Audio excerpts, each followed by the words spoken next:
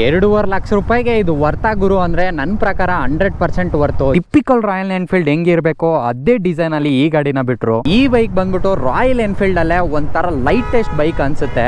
ನಮಸ್ಕಾರ ಕರ್ನಾಟಕ, ಮತ್ತೊಂದು ವಿಡಿಯೋಗೆ ಸ್ವಾಗತ. ಇವತ್ತು ವಿಡಿಯೋದಲ್ಲಿ ಯಾವ ಬೈಕ್ ತಂದಿದ್ದೀನಿ ಅಂದ್ರೆ ದ ಅರ್ಬನ್ ರೆಬಲ್ ಹಂಟರ್ 350. ನೋಡಿ ಏನ್ ಬಾಂಬ್ ಆಗಿ ಕಾಣಿಸ್ತಾ ಇದೆ ಗಾಡಿ ಮಾತ್ರ. ಈ ಬೈಕ್ ಬಂದ್ಬಿಟ್ಟು ರಾಯಲ್ ಎನ್ಫೀಲ್ಡ್ ಅಲ್ಲೇ ಒಂಥರ ಲೈಟೆಸ್ಟ್ ಬೈಕ್ ಅನ್ಸುತ್ತೆ.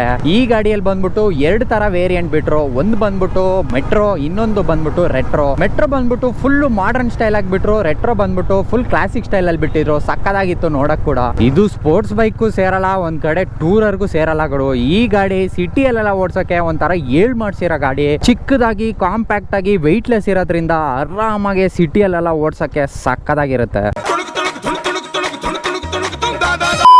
ಇದರಲ್ಲಿರೋ ಇಂಜಿನ್ ಬಂದ್ಬಿಟ್ಟು 349cc 20 bhp ಮತ್ತೆ 27 Nm ಟಾರ್ಕ್ ಕೊಟ್ಟಿದ್ದಾರೆ ಗುರು. ಇನ್ನೊಂದು ಏನಂದ್ರೆ ಇದರಲ್ಲಿರೋ ಇಂಜಿನ್ ಬಂದ್ಬಿಟ್ಟು ಜೆ ಸೀರೀಸ್ ಇಂಜಿನ್. ಇದು ಬಂದ್ಬಿಟ್ಟು ವೈಬ್ರೇಷನ್ ನ ಕಂಪ್ಲೀಟ್ ಆಗಿ ಕಂಟ್ರೋಲ್ ಮಾಡುತ್ತೆ.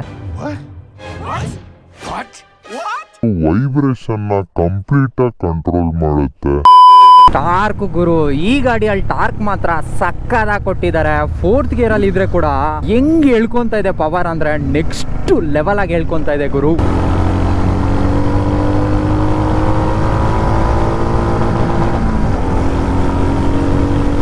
ನನಗೆ ಬಾಡಿನಲ್ಲಿ ಬ್ಲಡ್ ನನಗೆ ಒಂಥರ ನನಗೆ ಈ ಗಾಡಿಯಲ್ಲಿ ಬಿಟ್ಟಿರೋ ಕಲರ್ ತುಂಬಾ ಇಷ್ಟ ಆಯ್ತು ಗುರು. ಒಂಥರ ಬ್ಲ್ಯಾಕ್, ಅಲ್ಲಲ್ಲಿ green colour, neon green colour touch up ಕೊಟ್ಟಿದ್ದಾರೆ ನೋಡಿ, ಸಕ್ಕದಾಗಿ ಕಾಣಿಸ್ತಾ ಇದೆ. ಇನ್ನು ಬಿಸಿಲಲ್ಲಿ ಇದ್ದಿದ್ರೆ ಈ ಗಾಡಿ ನೋಡಕ್ ಇನ್ನೂ ಚೆನ್ನಾಗಿರ್ತಾ ಇತ್ತು. ರಾಯಲ್ ಎನ್ಫೀಲ್ಡ್ ಅಲ್ಲಿ ಆಲ್ಮೋಸ್ಟ್ ಎಲ್ರಿಗೂ ಕ್ಲಾಸಿಕ್ 350, ಬುಲೆಟ್ 350, ಮೀಟಿಯರ್ 350 ಮಾತ್ರನೇ ಗ್ಯಾಪ್ನ ಆಗೋದು. ಆದ್ರೆ ಕಂಪ್ಲೀಟ್ಲಿ ಡಿಫ್ರೆಂಟ್ ಹ್ಯಾಂಗ್ ಓವರ್ ಬೈಕ್ ಲಾಂಚ್ ಮಾಡಿದ್ರು. ಈ ಗಾಡಿ ಬಂದ್ಬಿಟ್ಟು ಪರ್ಫೆಕ್ಟ್ ಬೈಕ್ ಅಂತ ಏನಿಲ್ಲ, ಅದೇ ಸಿಟಿಗೆಲ್ಲ ಆಲ್ಮೋಸ್ಟ್ ಪರ್ಫೆಕ್ಟ್ ಗಾಡಿ ಗುರು. 2.5 ಲಕ್ಷ ರೂಪಾಯಿಗೆ ಇದು ವರ್ತಾ ಗುರು ಅಂದ್ರೆ ನನ್ನ ಪ್ರಕಾರ 100% ವರ್ತು. ಏನ್ ಒಂದೇ ಒಂದು ಡಿಸ್ಅಡ್ವಾಂಟೇಜ್ ಈ ಗಾಡಿಯಲ್ಲಿ ಅಂದ್ರೆ ರೇಡಿಯೇಟರ್ ಕೊಟ್ಟಿದ್ರೆ ಇನ್ನೂ ಸಕ್ಕದಾಗಿರ್ತಾ ಇತ್ತು. ರೇಡಿಯೇಟರ್ ಕೊಟ್ಟಿಲ್ಲದೆ ಇರೋದ್ರಿಂದ ಅದೊಂದು ಡಿಸ್ಅಡ್ವಾಂಟೇಜ್. ಆದ್ರೆ ಬಿಗಿನರ್ಸ್ಗೆಲ್ಲ ಮಾಡ್ಸಿರೋ ಗಾಡಿ ಗುರು. ರೇಡಿಯೇಟರ್ ಕೊಟ್ಟಿಲ್ಲದೆ ಇರೋದ್ರಿಂದ ಹೀಟು ಫೀಲ್ ಆಗ್ತೈತೆ ಸಿಟಿಯಲ್ಲಿ ಓಡ್ಸಕ್ಕೆ. ಅದೇ ಹೈವೇಗೆಲ್ಲ ಎತ್ಕೊಂಡು ಹೋದ್ರೆ ಎಷ್ಟು ಮಟ್ಟಿಗೆ ಹೀಟ್ ಫೀಲ್ ಆಗುತ್ತಂತೆ ಗೊತ್ತಿಲ್ಲ. ಆದ್ರೆ ಸಿಟಿಯಲ್ಲಿ ಇರೋದಕ್ಕೆ ಒಂಥರ ನೋಡಿ, ಸಿಟಿಯಲ್ಲೆಲ್ಲ ಓಡ್ಸಕ್ಕೆ ಟ್ರಾಫಿಕ್ ಅಲ್ಲಿ ನಿಲ್ಸಿ ಓಡ್ಸಕ್ಕೆ ಹೀಟ್ ಫೀಲ್ ಆಗ್ತದೆ. ರೇಡಿಯೇಟರ್ ಕೊಡ್ಬೋದಾಗಿತ್ತು ರಾಯಲ್ ಎನ್ಫೀಲ್ಡ್ ಅವರು. ರೇಡಿಯೇಟರ್ ಕೊಟ್ಟಿದ್ರೆ ಚೆನ್ನಾಗಿರ್ತಾ ಇತ್ತು. ಆದ್ರೆ ಕಾಸಿಗೆ ತಕ್ಕಂತೆ ಕಜಾಯ ಅಂತ ಈ ಗಾಡಿಯಲ್ಲಿ ಫುಲ್ ಕಾಸ್ಟ್ ಕಟ್ಟಿಂಗ್ ಮಾಡಿ ಲೋ ಕಾಸ್ಟ್ ಅಲ್ಲಿ ಈ ಗಾಡಿನ ಬಿಟ್ರು. ಈ ಬೈಕು ಇಷ್ಟೊಂದು ಹಿಟ್ಟಾಗಕ್ಕೆ ರೀಸನ್ ಬಂದ್ಬಿಟ್ಟು ಇದರಲ್ಲಿ ಇದ್ದಿದ್ದ height, weight, touring capability. Typical Royal Enfield ಹೆಂಗಿರ್ಬೇಕೋ ಅದೇ ಡಿಸೈನ್ ಅಲ್ಲಿ ಈ ಗಾಡಿನ ಬಿಟ್ರು. ಈಗಿರೋ ಹುಡುಗಿರನ್ನ ಮೆಚ್ಚೋಕೆ GT, ಹಿಮಾಲಯ ಈ ತರ ಗಾಡಿಗಳನ್ನ ಈಸ್ಕೊಂತಾರೆ. ಆದ್ರೆ ಅವ್ರಿಗೆ ಗೊತ್ತಿರಲ್ಲ ಈ ಗಾಡಿಯಲ್ಲಿ ಏನೇನ್ ಪ್ರಾಬ್ಲಮ್ ಇದೆ, ಸರ್ವಿಸ್ ಎಲ್ಲ ಎಷ್ಟಾಗುತ್ತೆ ಅಂತ. ಈ ಗಾಡಿಗಳನ್ನ ಮೇಂಟೈನ್ ಮಾಡೋ ಅಷ್ಟಲ್ಲೇ ಅವ್ರ ಚಡ್ಡಿಗಳೆಲ್ಲ ಅರ್ಧೋಗ್ಬಿಡುತ್ತೆ ಗುರು. ಒನ್ ಟೈಮ್ ಅಲ್ಲಿ ರಾಯಲ್ ಎನ್ಫೀಲ್ಡ್ ಅಂದ್ರೆ ಓವರ್ ವೇಟ್ ಗಾಡಿ ಅಂತ ಎಲ್ರು ಹೇಳ್ತಾ ಇದ್ರು ಗುರು. ಒಂಥರ ಹುಡುಗರ್ಗ್ ಮಾತ್ರ ಓಡ್ಸಕ್ಕಾಗತ್ತೆ ಈ ಬೈಕ್ ಅಂತ ಎಲ್ರು ಹೇಳ್ತಾ ಇದ್ರು. ಆದ್ರೆ ಈ ಗಾಡಿ ಬಿಟ್ಟಾಗ ಆಲ್ಮೋಸ್ಟ್ ಎಲ್ಲಾ ಹುಡುಗಿರು ಈ ಗಾಡಿ ಓಡ್ಸಕ್ ಸ್ಟಾರ್ಟ್ ಮಾಡಿದ್ರು. ಯಾಕಂದ್ರೆ ಇದ್ರಲ್ಲಿ ಬಂದ್ಬಿಟ್ಟು ವೆಯ್ಟ್ ಕೂಡ ಕಮ್ಮಿ ಇತ್ತು, ಸೀಟ್ ಹೈಟ್ ಕಮ್ಮಿ ಇತ್ತು, ಓಡ್ಸಕ್ಕೆ ಸಿಕ್ಕಾಪಟ್ಟೆ ಕಂಫರ್ಟಬಲ್ ಆಗಿತ್ತು. ಅದಕ್ಕೆ ಒಂಥರ ಹುಡುಗಿರ್ ಎಲ್ಲಾರು ಈ ತರ ಗಾಡಿಗಳನ್ನ ಈಸ್ಕೊಂಡು ಓಡ್ಸಕ್ ಸ್ಟಾರ್ಟ್ ಮಾಡಿದ್ರು. ಹಾರನ್ ಕೂಡ ಅಷ್ಟೇ ಸಿಕ್ಕಾಪಟ್ಟೆ ಲೌಡ್ ಆಗಿ ಕೊಟ್ಟಿದ್ದಾರೆ ಈ ಗಾಡಿಯಲ್ಲಿ.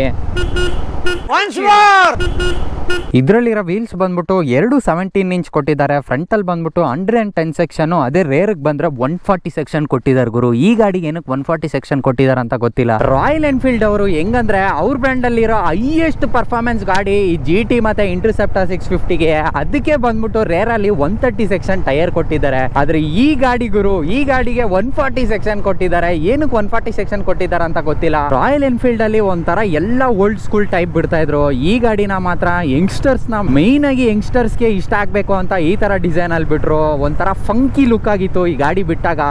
ಕಾಣಿಸುತ್ತೆ ಗುರು ಇನ್ ಪರ್ಸನ್ ಈ ಗಾಡಿಯಲ್ಲಿ ಹೋಗ್ಬೇಕಾರೆ. ನೋಡಿ ಮೇಡ್ ಲೈಕೆ ಗನ್ ಅಂತ ಕೊಟ್ಟಿದ್ದಾರೆ ಇಲ್ಲಿ. ಆದ್ರೆ ಈ ಗಾಡಿಯಲ್ಲಿ ಬುಲೆಟ್ ತರ ಹೋಗೋ ಸ್ಪೀಡ್ ಕೊಟ್ಟಿಲ್ಲ. ಇನ್ನೂ ಸ್ಪೀಡ್ ಕೊಟ್ಟಿದ್ರೆ ಚೆನ್ನಾಗಿರ್ತಾ ಇತ್ತು. ಟಾರ್ಕ್ ಮಾತ್ರ ಸಕ್ಕದಾಗಿ ಕೊಟ್ಟಿದ್ದಾರೆ. ಆದ್ರೆ 20 bhp ಕಡಿಮೆ. ಇನ್ನೊಂದ್ ಸ್ವಲ್ಪ ಜಾಸ್ತಿ ಕೊಟ್ಟಿದ್ರೆ ಚೆನ್ನಾಗಿರ್ತಾ ಇತ್ತು. ಶಾಕ್ ಅಬ್ಸರ್ವ್ ನೋಡಕ್ ಹೋದ್ರೆ ಫ್ರಂಟ್ ಅಲ್ಲಿ ಬಂದ್ಬಿಟ್ಟು ಟೆಲಿಸ್ಕೋಪಿಕ್ ಕೊಟ್ಟಿದ್ದಾರೆ. ಅದೇ ರೇರ್ ಬಂದ್ರೆ ಟ್ವಿನ್ ಶಾಕ್ ಅಬ್ಸರ್ವ್. ಇದು ಬಂದ್ಬಿಟ್ಟು 6 ಸ್ಟೆಪ್ ಪ್ರೀಲೋಡ್ ನ ಅಡ್ಜಸ್ಟ್ ಮಾಡ್ಕೊಬಹುದು. ಶಾಕ್ ಅಬ್ಸರ್ವ್ ಮಾತ್ರ ಈ ಗಾಡಿಯಲ್ಲಿ ನಿಜ ಸಕ್ಕದಾಗಿದೆ ಗುರು. ಏನು ಹೋಗ್ತಾ ಇದೆ ನೋಡಿ, ಈ ತರ ರೋಡಲ್ಲಿ ಕೂಡ ಆರಾಮಾಗಿ ಸ್ಪೀಡ್ ಆಗಿ ಹೋಗ್ತಾ ಇದೀನಿ. ಏನು ಅಷ್ಟೊಂದು ಎತ್ತಿ ಬಿಸಾಕ ತರ ಇಲ್ಲ, ಫುಲ್ ಕಂಫರ್ಟಬಲ್ ಆಗೇ ಇದೆ. ಶಾಕ್ ಅಬ್ಸರ್ವ್ ಕೂಡ ರೆಟ್ರೋ ಸ್ಟೈಲ್ ಮ್ಯಾಚ್ ಆಗ್ಲಿ ಅಂತ ಈ ಗಾಡಿಯಲ್ಲಿ ಕಂಪ್ಲೀಟ್ ಆಗಿ ಎಲ್ಲ ರೌಂಡ್ ಆಗಿ ಕೊಟ್ಟಿದ್ದಾರೆ. Head light round, indicator round, instrument cluster round, mirror round complete ಆಗಿ ರೌಂಡ್ ಆಗಿ ಕೊಟ್ಟಿದ್ದಾರೆ ಗುರು. Flash back head light round ಆಗಿದೆ, ಇಂಡಿಕೇಟರ್ ರೌಂಡ್ ಆಗಿದೆ, ಇನ್ಸ್ಟ್ರೂಮೆಂಟ್ ಕ್ಲಸ್ಟರ್ ರೌಂಡ್ ಆಗಿದೆ, ಮಿರರ್ ರೌಂಡ್ ಆಗಿದೆ, ಫುಲ್ ಗಾಡಿನೇ ಒಂಥರ ರೌಂಡ್ ಆಗಿದೆ.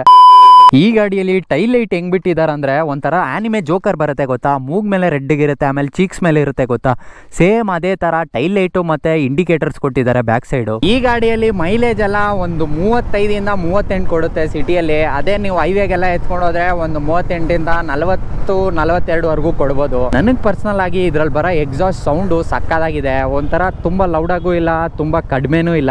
ಎಷ್ಟು ಬೇಕೋ ಈ ಗಾಡಿಗೆ ಅಷ್ಟು ಬಿಟ್ಟಿದ್ದಾರೆ. ಬನ್ನಿ ಇದ್ರಲ್ಲಿ ಹಂಗೆ ಎಕ್ಸಾಸ್ಟ್ ನೋಡಿ ಕೇಳಿಸ್ಕೊಳ್ಳೋಣ.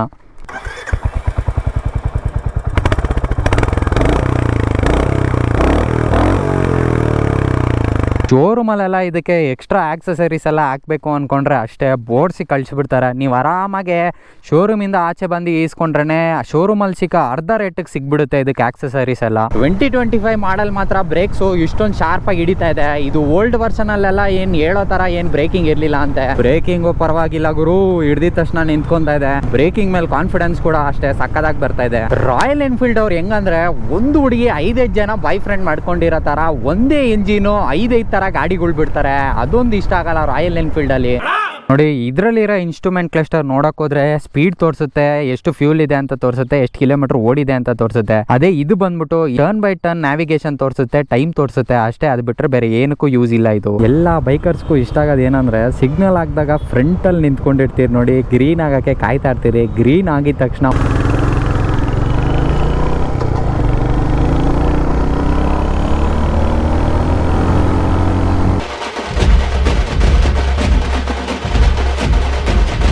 खत्म, bye bye, tata, goodbye, गया।